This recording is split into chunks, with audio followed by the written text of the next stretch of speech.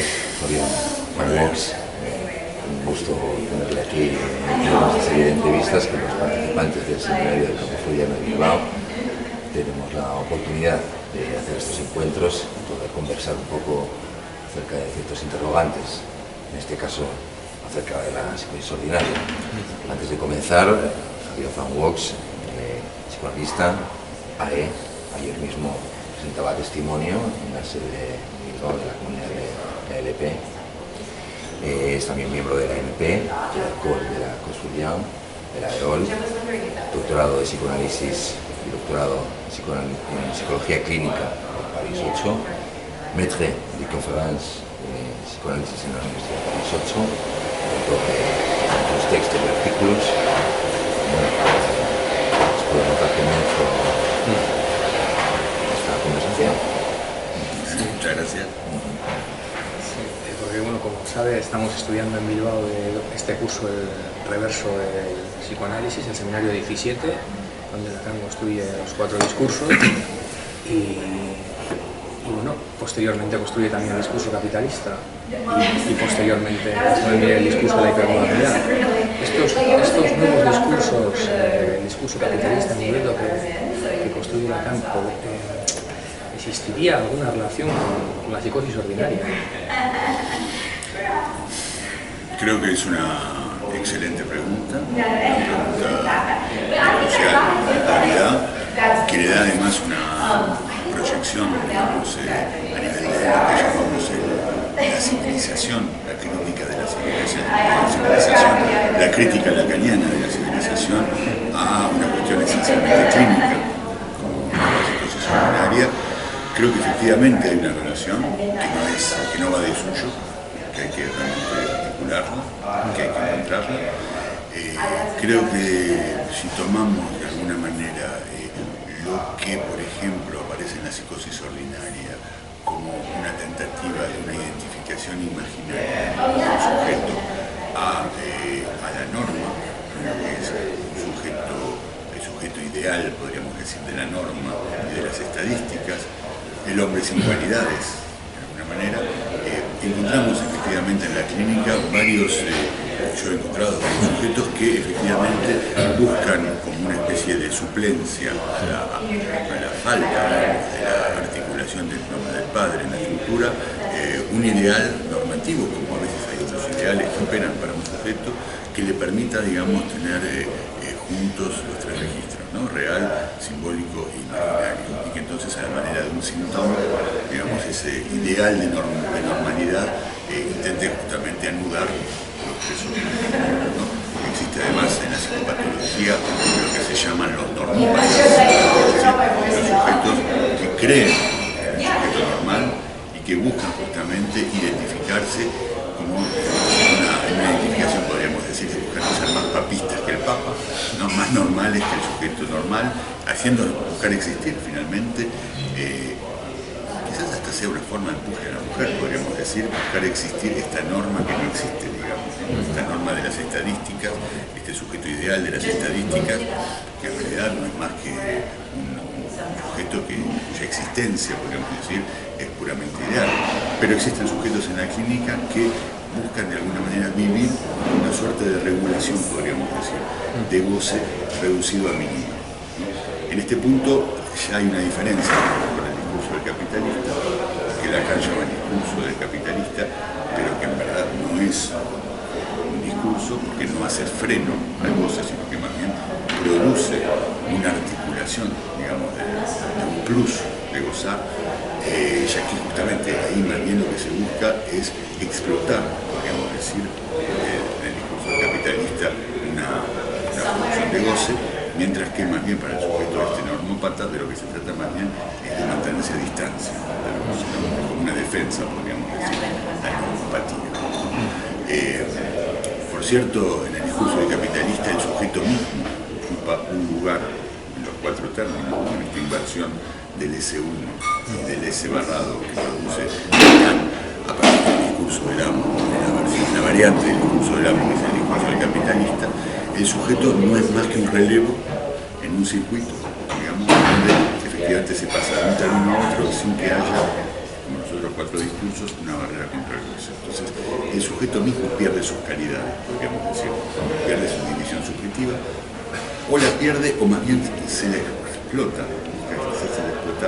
bajo la forma justamente de engancharlo al objeto pequeño A, porque el sujeto, digamos, hay una flecha que va del sujeto al objeto en el discurso capitalista, y se busca, digamos, el mercado simplemente busca hacer, digamos, la variante, digamos, de esta cuestión, es que el mercado busca hacer explotar la división subjetiva para engancharlo con un objeto que puede gozar. Es decir, es simplemente el objeto, el gadget, el objeto de la producción, que calza, que corresponde, digamos, al tipo de división subjetiva que va a proponérsele como objeto que podría suturar la división del sujeto. Y ese es como el enganche, digamos, que produce el mercado con la división subjetiva. O sea que en realidad la división subjetiva se la explota, diría yo, más que fortuirla como bien lo hace la ciencia, el curso de la ciencia. Entonces creo que hay ahí un enganche muy particular que se produce a nivel del sujeto, que hace que efectivamente la psicosis ordinaria quizás sea efectivamente el tipo, podríamos decir, la neurosis que corresponde al siglo XXI y a este tipo de discurso.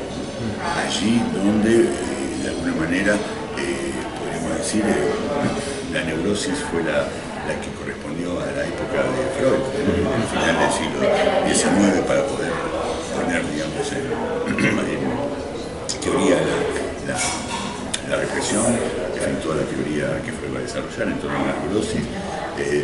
La perversión ocupó una parte, diría yo, del siglo XX, que justamente era la relación no tanto como la que nos explicamos bien, digamos, más bien transgresión en la perversión y a la ley, sino más bien como una identificación del sujeto a una voluntad de goce, como la que lo desarrolla en Kant con Sade. Entonces, me parece que por ahí más para la segunda mitad o el final del siglo XX era la perversión, la patología paradigmática, podríamos decir, del sujeto que, más allá de la represión, digamos, donde la represión no era el mecanismo, digamos, que interesaba a la época, sino más bien justamente la voluntad de goce.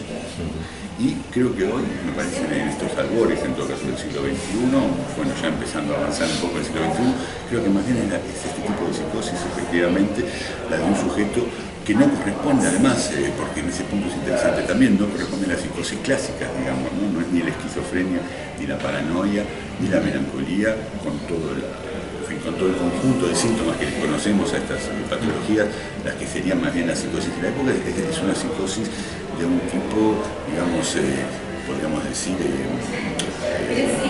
personaje, para dar una referencia, ¿no? Del personaje de la película Shane, es decir, ¿cómo se llama? Del financista, digamos, de Wall Street, que se dedica no es él el que acumula el capital, en realidad él trabaja para una empresa que ella acumula, digamos, busca contabilizar el goce, podríamos decir, busca hacer pasar el goce a lo contable, bajo la forma de la finanza, la acumulación del capital, de manera, digamos, en apariencia cortada con la producción, y que de alguna manera en su vida sexual, pero en realidad no es en su vida sexual tampoco, es en la relación con su cuerpo, con el goce de su cuerpo, busca de alguna manera llevar este cuerpo a, podríamos decir, a una suerte de goce que de alguna manera se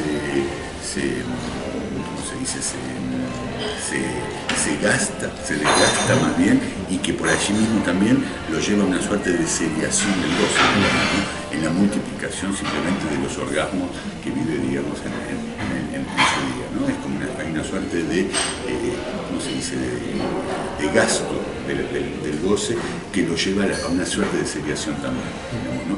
Obviamente porque es esencial, más allá del encuentro con el cuerpo del otro, ¿no? Cuyo cuerpo femenino que tiene que estar rebajado bajo la forma de la prostituta o simplemente de la imagen pornográfica a la que se adhiere, ¿no? Entonces creo que ahí hay cierta forma, digamos, de patología que corresponde bien a esta relación con el goce, que es la relación con el otro, ¿no? Creo que bajo ese punto finalmente podemos enganchar, ¿no?, estas dos cuestiones que planteamos. planteabas entre la psicosis ordinaria por un lado y efectivamente este discurso capitalista que tiene una relación directa, podríamos decir, con la acumulación, con la dépense, con el gasto. Sí, con el gasto del goce, digamos, ¿no? Que en realidad no hacen más que reforzar el circuito de gasto y acumulación, gasto y acumulación, gasto y acumulación. Donde todo esto estaba velado, si tomamos la neurosis, digamos, justamente, ¿no? Por los semblantes, podríamos decir, de la represión, que ya no opera más, que parecen ya no operar. No hay más semblantes, digamos, para velar esta cuestión que efectivamente es esencialmente pulsional. Para investigar todas estas cuestiones también sobre el espacio de Barcelona 2018, ¿no? con la psicosis ordinaria y las otras bajo transferencia, ¿cómo podríamos leer el título, la diferencia entre psicosis ordinaria y las otras? Porque por una parte hay algo como una posibilidad cronológica, ¿no? Donde sería una especie de suspensión del juicio la psicosis ordinaria hasta poder afinar un diagnóstico más del lado de la paranoia, la esquizofrenia, la manía, la melancolía, pero esto nos haría retornar de nuevo a una clínica estructural ordinaria, ¿no? Entonces, ¿cuál sería la relación lógica entre la psicosis ordinaria con el resto de psicosis? Sí, en realidad creo que no se trata de una suspensión, digamos, del diagnóstico, del momento del diagnóstico con la psicosis ordinaria. Creo que justamente Jacques Miller lo que ha querido hacer es dar un lugar, digamos, propio a la psicosis ordinaria junto a las otras, digamos, ¿no? Porque efectivamente la categoría misma de psicosis ordinaria sea una categoría que utiliza, digamos, el continuo, ¿no? entre las estructuras. Ya no hay más, digamos, diferencia en las estructuras, como la que subraya muy bien en Joyce con su pregunta célebre, ¿no? A partir de cuándo uno se vuelve loco. No hay pregunta más antiestructuralista, digamos, posible.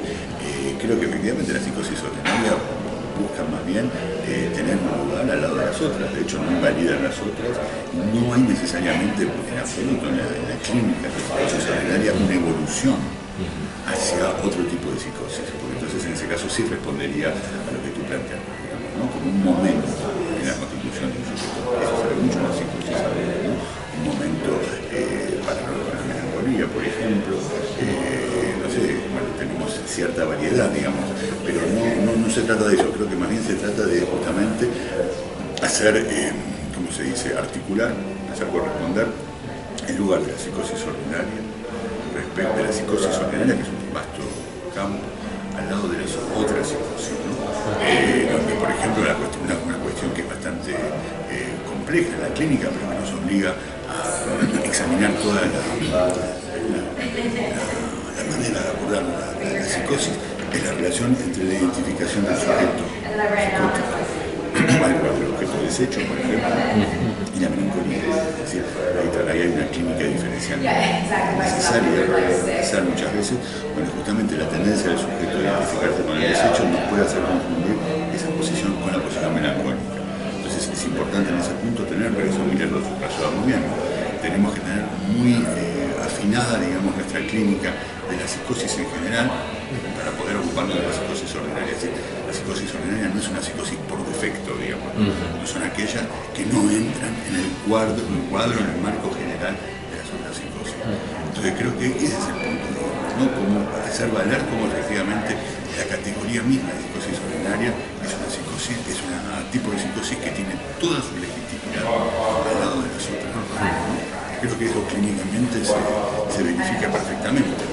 Lo que nos obliga, y es creo también desde el punto de vista epistemológico o museográfico, si se quiere, a realmente afinar toda la clínica que tenemos de la psicosis.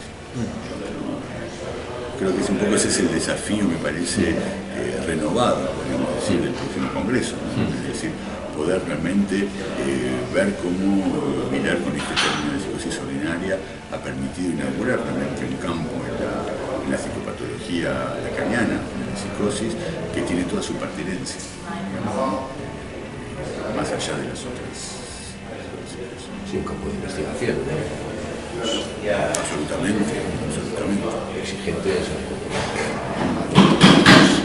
discretos, pero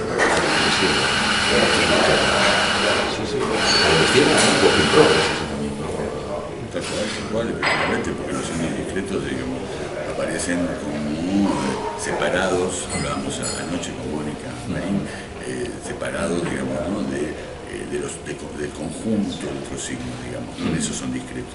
No es discreto en el sentido que no se ven, que no sean audibles o visibles, sino más bien que son discretos en el sentido que no hacen red, no hacen, digamos, conjunto con otros síntomas de la psicosis del sujeto, ¿no? Como los vemos en la neurosis, por ejemplo, o en otras psicosis.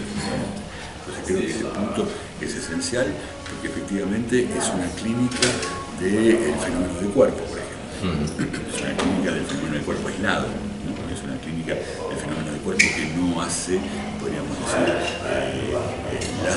no lazo social, sino lazo significante con otros significantes, ¿no? Como lo encontramos en el delirio, por ejemplo, en el fenómeno elemental, en fin, en otros fenómenos de la psicosis clásica.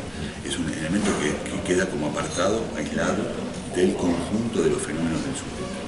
En ese punto, efectivamente, la investigación es muy interesante, además porque es una clínica realmente del uno por uno también. Es decir, no hay dos psicosis ordinarias que se asemejen. O sea que hay algo de la singularidad del sujeto que se impone en esa clínica de la psicosis ordinaria. Es el caso con las otras psicosis también. Pero, en fin, ahí creemos en algún momento tener un saber, ¿no? Es una ilusión de clínico, pero a veces nos ayuda a operar en la psicosis, ¿no? Creer un saber sobre lo que son las psicosis, las neurosis, y creo que realmente la singularidad del sujeto es en la psicosis ordinaria donde realmente, con la singularidad, diría yo, por este carácter discreto, los fenómenos se imponen, ¿no? De manera ya aún más drástica y aún más imperativa, ¿no? Entonces, bueno, nos obliga justamente a ser mucho más, a ser tan respetuosos como lo somos con la singularidad de otros sujetos, pero como afinar esta cuestión. Sí, afinar donde está el desorden en la postura más íntima del sentimiento de la vida de los sujetos. Absolutamente. Que hay un desorden, ¿no? Volviendo un poco a pensar estos desórdenes con respecto al tiempo que nos toca, ¿no? O sea, que son diferentes a cuando Lacan escribió escrito. Sí, y además, por supuesto, de acuerdo, y además, curiosamente, podemos decir, coincide también un poco con la clínica del final del análisis y con la clínica del sujeto, del destino, podríamos decir, del síntoma del final del análisis, es decir, con lo que llamamos, por ejemplo, el acontecimiento del cuerpo. Es decir, con el acontecimiento del cuerpo que también tiene un carácter, podríamos decir, discreto. Es decir, que no es que se ubica más bien del lado del inconsciente real, es decir, que no se interpreta, no se da a leer, pero no se lee como un significante que reenvía otro significante, es decir, que metáfora y metonimia no operan. Efectivamente es un fenómeno discreto, es un fenómeno aislado, que es como una especie de, ¿cómo se dice en química? Como un precipitado, como algo que se cataliza por el proceso mismo del análisis a nivel de la sintomatología del sujeto, a nivel de la estructura del sujeto, y que se depone, digamos, como un resto, un acontecimiento del cuerpo en el final del análisis. Entonces creo que ese resto funciona efectivamente como un elemento discreto, como un elemento, podríamos decir, sin sentido, que se escribe decididamente, sin sentido, que no llama a ninguna significación, a ninguna interpretación, y que coincide efectivamente con los signos discretos de la psicosis ordinaria. Entonces, efectivamente, es una clínica, podríamos decir, de lo real, donde la relación con lo simbólico es una relación, podríamos decir, como la relación en el nudo Borromeo, es decir, donde se encuentra cernido, digamos, ¿no?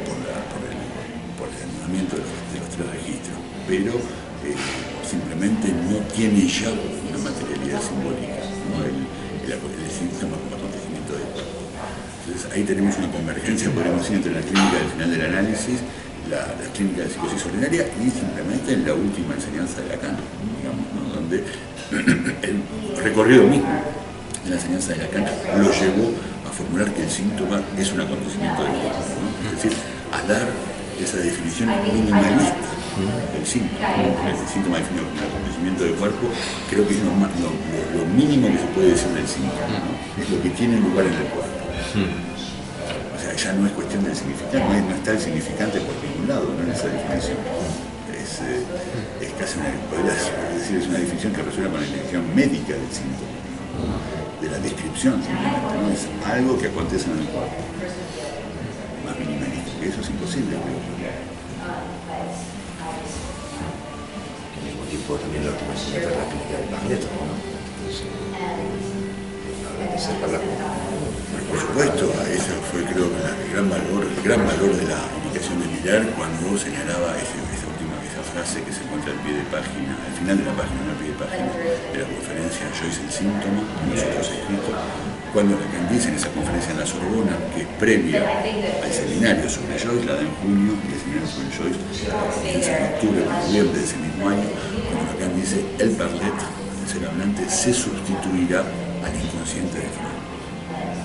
También produce Lacan una sustitución, ya no me interesaré más en el inconsciente de Freud, la va a retomar en el seminario sobre Joyce, diciendo el inconsciente era el síntoma de Freud, mi síntoma es lo real. Y efectivamente va a producir esa sustitución que me parece fundamental y Miller ha puesto el acento, porque realmente lo merece, decir que el Parlet se sustituye sujeto del inconsciente. Es decir, también el Parletre, que es el Parletre, creo que es la definición minimalista, más minimalista posible de lo que es el sujeto, digamos, ¿cómo se dice? Asujetado, sujeto al lenguaje, asujetivo, sujetado se dice. Sujetado al lenguaje. Sujeto al lenguaje. Sujeto al lenguaje. La idea de sujeto supone siempre que está asujetado a algo. El sujeto es sujeto de algo, ¿cierto? Es decir, o sea, que define al sujeto por la negativa. Cuando uno dice ser hablante, es una definición positiva del fenómeno. Es decir, él, por un lado, habla del ser, de la palabra, allí donde hasta ese momento el sujeto era falta de ser, o sea, no tenía ser. O sea, que hay una inversión fundamental de Lacan porque positiviza el ser allí donde antes aparecía negativizado y efectivamente es el ser mismo de la palabra, o sea, es el ser que se obtiene, que se logra con la palabra. Para mí es una definición esencialmente heideggeriana, que coincide en todo punto con lo que Heidegger desarrolla en torno justamente al ser, a la dimensión, o sea, a la dimensión de la palabra, a la casa, digamos, del ser hablante en la palabra. El lenguaje es la casa, es el hogar del hombre, ¿no? Y con el ser que se deduce justamente de la palabra en oposición al ente, todo el juego que Heidegger hace entre el ser y el ente, digamos. Entonces creo que es una definición esencialmente heideggeriana. Entonces, para volver a Lacan, el ser hablante aparece como una definición minimalista de lo que es un ser de palabra. No se puede decir más brevemente ese que, por ejemplo, un poeta como Paul Celan lamentaba, que tuvo que ver con estas cuestiones, porque mantuvo un diálogo con Heidegger sobre estas cuestiones, lamentaba que no existiera en alemán un término como Daseinssprache, es decir, el ser hablante, es decir, el ser de la palabra. Y bueno, no conocía a Celan en los años 60 los desarrollos de Lacan, creo que hubiera estado muy contento, aunque lo debía haber cruzado a Lacan en la escuela normal, porque Celan enseñaba alemán, preparaba a los estudiantes que debían pasar la agregación en alemán en la escuela normal superior, y Lacan daba sus seminarios en esos momentos, gracias a Althusser, en la escuela normal superior. O sea que, bueno, una suerte de ficción que yo me hago, me imagino a Lacan cruzándolo a Celan en los corredores de la escuela normal y bueno, podría haberse encontrado, digamos. Sí. Muchas gracias por el encuentro. Bueno, gracias a ustedes. Sí. Podremos conversar con muchísimo gusto. Próxima ocasión. Con mucho gusto. Un placer.